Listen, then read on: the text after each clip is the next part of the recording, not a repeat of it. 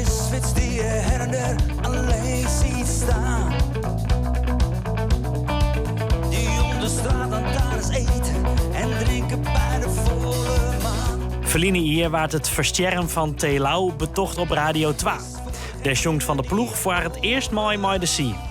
Wij brachten vorig jaar een 2 meter sessieplaat uit, samen met Jan Douwe Kroeske. En we hadden ter ere van T ook die NPO 2-uitzending had ik al geregeld, maar nog geen zanger. En toen was Jan Douwe eigenlijk degene die zei van, hier is het nummer van Siep, waarom vraag je hem niet? En toen dacht ik, nou ja, dat kan natuurlijk ook. Het optreden bij Radio 2 bevalt zo goed dat de band de jonger mooi vreegt op tour.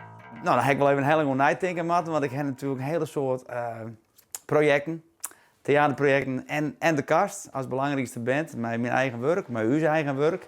Maar ik wie altijd wel enorm fan van de scene.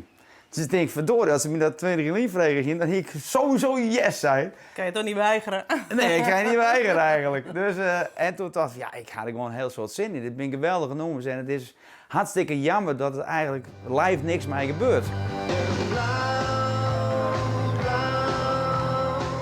Telau is die bekend om zijn rauwe stemlood. Van de ploeg klinkt oors, maar nevens de bandleden is dat geen probleem. Ik bedoel, wij als band hebben gewoon nog steeds hetzelfde geluid. En natuurlijk zal Siep moet niet eens een kopie zijn van T. Maar als wij die nummers maar kunnen spelen zoals de scene het speelde en dat het gewoon ook echt overkomt als de scene. En ik denk dat dat wel goed komt.